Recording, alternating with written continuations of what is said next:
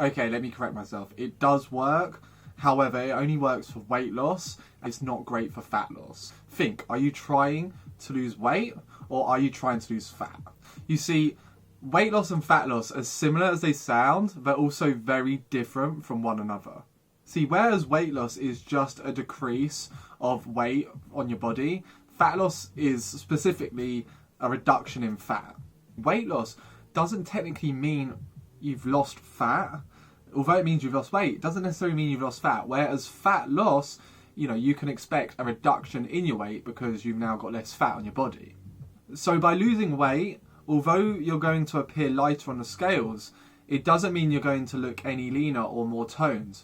Whereas if you burn fat, you will appear lighter on the scales because you've got less fat on your body, but you will look leaner and more toned.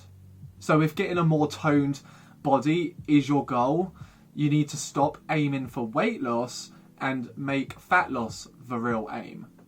Now, fat loss is a much slower game than weight loss. To achieve fat loss, you must get yourself into a calorie deficit, but you need to be in that calorie deficit for a sustained period of time whilst maximising muscle retention. Remember, we're trying to hold on to your muscles and just burn away fat. So maximising muscle retention during this period is crucial.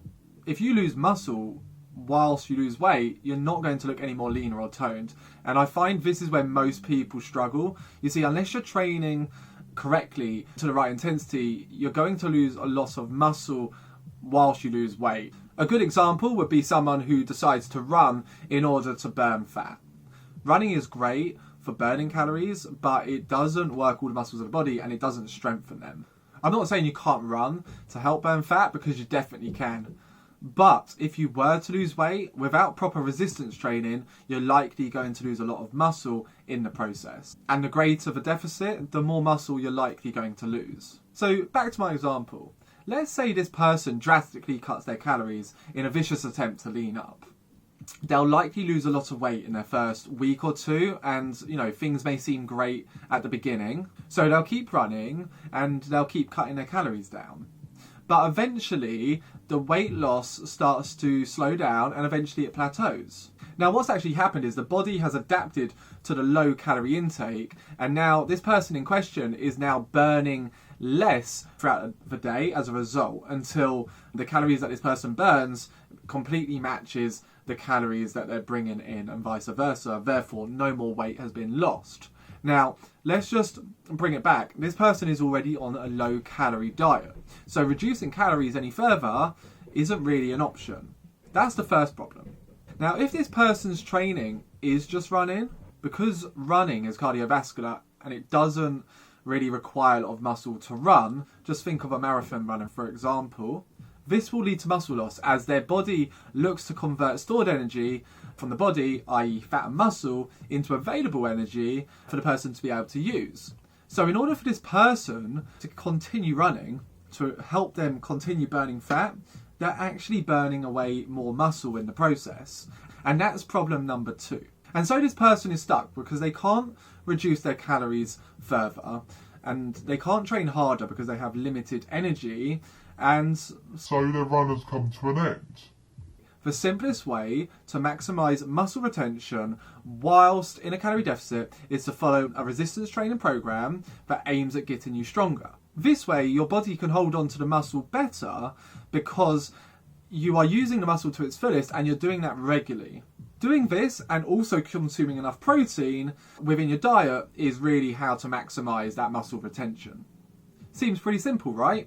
Eat less calories, resistance training, and eat more protein.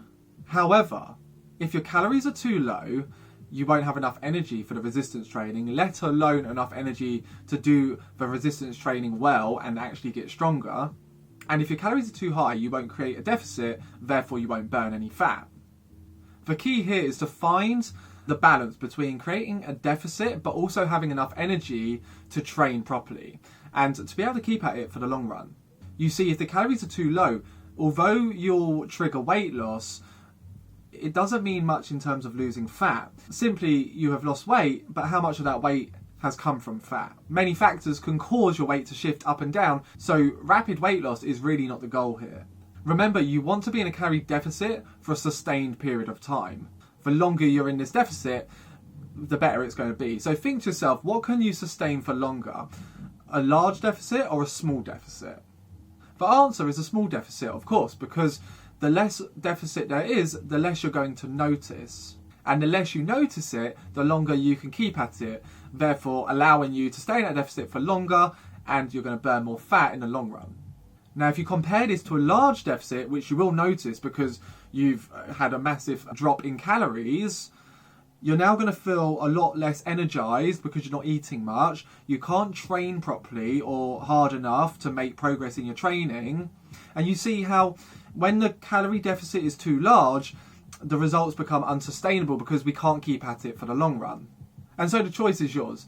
You can lose weight quickly and get weaker over time, or you can burn fat slowly and get stronger over time. I know which one I would rather. So if you've had enough of low-calorie dieting and feeling weaker, and it's time to start eating more and getting stronger, what I want you to do is come to the comment section, drop a comment below saying lean, and I'm going to send you a 2-week taster of my very own Lean and Strong program. You'll find out exactly how I work out my calorie intake, and you'll know exactly what tools I use to measure and track those calories, allowing me to stay lean all year round. I hope what I've just said has been helpful. That's all for now. Take care.